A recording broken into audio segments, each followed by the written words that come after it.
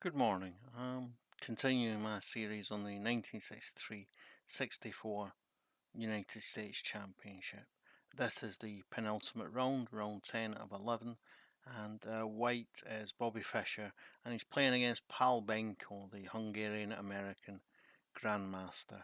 A very good player, Paul Benko, and it was him who came up with the ideas behind the Benko Gambit. And if you know anything about the Benko Gambit, you know that Benko is a poisonously dangerous player. We had a good fight in the previous game, which I analysed yesterday from Donald Byrne. Will Benko put up as good a fight? Let's see what happens. E4, as ever, best by test. As well as Fischer saying it's best by test, I'll just quickly mention why e4 is best regardless of results. e4, you allow the bishop to take part in the game, you allow the queen to take part in the game, and you get yourself one move nearer to castling. There's no other move with which you can achieve so much in your first move. I'm not saying e4 is definitely better than d4, it is, but I'm not saying that. But you know, allowing two pieces into the game and getting yourself one move closer to castling. Three birds with one stone. That's got to be a good value for money. So the pawn comes to g6 to allow the bishop to come on the long diagonal. The modern defence, a typical hyper-modern idea. Let Fischer establish the big centre, he's going to establish it. He's going to get both pawns there. And in typical hyper-modern style, the big centre is attacked from the wings with the move bishop to g7. And the d-pawn is protected by the knight. You can also protect the c-pawn with thoughts of defending the d-pawn with the e-pawn with the bishop to d3 or with knight to e2. It's d2. But this is perfectly acceptable, and I think it's a standard line. I think it's the most commonly played in this position. He comes to d6 to put some pressure on the e5 square. And Fischer goes to f4 to put pressure back on the e5 square. The modern defence 3 pawns attack. And when the knight comes out, it becomes a Pirch defence, mainline Austrian attack. It goes back to 3 pawns attack, but the ideas are the same.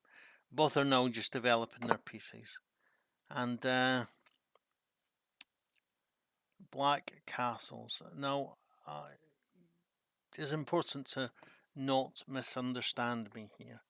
I am generally in favour of castling, and particularly the juniors at the club, if they don't take their first opportunity to get castled, I'm often responding with physical violence. I'm not responding with physical violence. That's a joke. Please don't take that seriously. But I do make it a really clear point of saying you should be castling as soon as you get the chance to castle. Why isn't castling such a great move here? Well, it's saying to white, I'm castled on the king side. Here you can get an attack on the king side. And white already has a fair few things in place for an attack on the king side. Is it so wise to castle into that kingside attack? But actually, black doesn't have a great deal of flexibility about that. If he tries other things, he's only going to get himself tied in knots. But it's just, I just want to point out that even although castling is a very good idea and something we should always aim for as quickly as possible, the real aim in the opening is getting the king into a safe position.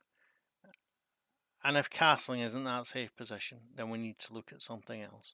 I think in this case there isn't a something else, but this game illustrates what I'm talking about reasonably well. So the bishop comes to d3, And to protect the pawn, to extra the f5 square, the g6 square and the h7 square, all necessary for this coming kingside attack. The knight's pinned. The knight is pinned, and it's again. Fischer is achieving much with a single move here. He's putting a question to the bishop. Are you serious about taking that knight or no? Bishop can't retreat to h5 because the pawn comes and you lose a piece for 2 pawns, and in this position that's not going to be good for you.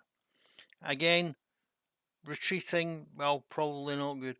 But another thing about the move h3 is it's a preparation for g5, which white wants to be doing anyway. This, this is like saying, please come and attack me. And he doesn't need 2 invitations, Bobby Fischer. But it says main line, and it is playable, but it's very difficult, and you don't see this Austrian vice variation so often in master chess these days. But the d4 pawn is undefended, so black gets to develop with a tempo, but white gets to develop with a tempo, or at least defends with development. And the pawn comes to e5, and it's swapped off, and the pawn comes to f5. My mate Ben made a video on the Grand Prix attack yesterday and stressed the importance of playing f5 in those type of attacking positions. This isn't a Grand Prix attack position, but f5 is certainly an important move. And now the queen takes, and look at that. Look at how open that king is, and that bishop there looks so very weak and oof. So he attacks the queen, attacks the c2 pawn, puts the knight on a good square. Queen comes to f2 to put further pressure on the knight on d4. He might be able to swap the queen, play the knight here. In anticipation, the knight comes to f8, so that the bishop now extra defends the d4 knight as well. Now, I've talked about castling, and white has developed all these pieces and is ready to castle. And yeah, just before I show the move, just have a think about it for yourself. Answer the question for yourself. Would you castle here? If you're going to castle, what side are you going to castle on? And what are the advantages and disadvantages of castling on that side? Yeah, okay. It is very tempting to castle onto the queen side, castle long, to get the rook onto the same file as the queen, and onto the same file as the knight. But it's also very advantageous to castle short, because then the rook comes onto the half open f file, and the queen can control the g file and the rook the f file, and black's in real trouble. And that's exactly what Fischer does. He castles short for those reasons I've explained. And the knight comes to d6. Yeah, threatens the pawn, takes up a better defensive role, and doesn't get in the way of the rooks seeing one another. Queen comes to g3, pins the bishop. King comes to h8 and frees the bishop. Queen comes to g4, partly so that it isn't open to any attacks from the knight, but so that it can come to h5 to put pressure on the weak c7 square. Pawn comes to c6 to let the queen out here or here, Actually, here's not so very good at the minute because you're just putting your knights in a pin, but maybe a4, a5 is a decent square for the queen. Queen comes to h5 to attack the weak pawn on h7. And the queen comes to e8 to defend, so that maybe he's got ideas of playing f6 or f5 and trying to swap off the queens. If the queens disappear, much of Fischer's attack disappears. So the pawn is taken, and the knight's taken, and the pawn takes back. Oh dear. I wanted to do a think and drink moment there. Yeah, I'll just take it back. So the knight's threatened. You might think he's going to move the knight. Maybe here's a good square. But then the pawn is also threatened. Are things going wrong for Fischer? Fischer comes up with a brilliant rook to f6. The idea between rook to f6 is that no, he can't play the f pawn. So when the e pawn moves, mate on h7 is threatened, and that's difficult to stop. So he comes to g8 with the king, but Fischer just goes ahead and plays e5 anyway. He still threatens to take the pawn on h7, and the pawn comes to h6, and the knight comes also away.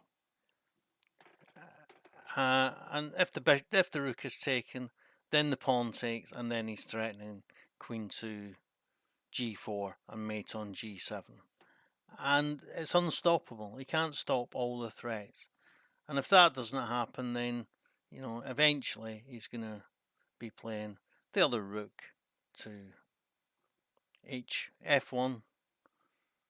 Can do it all in slow motion. F1, rook to rook a to f1, rook to f4, rook 1 to f4, rook to g5. Then the bishop's pinned. Then he can take the pawn on h6 without the pawn fall. And obviously, if he takes the rook at any time, the pawn takes back, and then you can't stop queen takes h6 and queen h7 mate. A fantastic 21 move destruction of a grandmaster. I think Benko did he didn't throw the game or anything, but he did in a way cooperate with Fischer's plans. His plan was to get a kingside attack. Benko castled kingside. His plan was to rip open the kingside, and Benko let Fischer play f5 and open up the g file, and the rest was history. And that's one of the reasons why I say my rule number 1 in chess is don't give the opponent what they want. Fischer wanted a kingside attack. Fischer wanted an open g file. Benko gave them to him, and he lasted only 21 moves. And also, I think it perfectly well illustrates what I was talking about when I said that sometimes castling isn't the first priority. I don't think, I think in this particular case also it is worth mentioning that there wasn't another alternative for black in this circumstance. So, fair enough that he done it. But, this is an illustration of that point. And now we only have one game left in the 1963-64 United States Championship, which we know that Fischer won all 11 games. So tomorrow we can look at that 11th and final win in that fantastic achievement from Fischer. Don't forget to like, share, comment and subscribe on my videos. Thanks for today. Bye.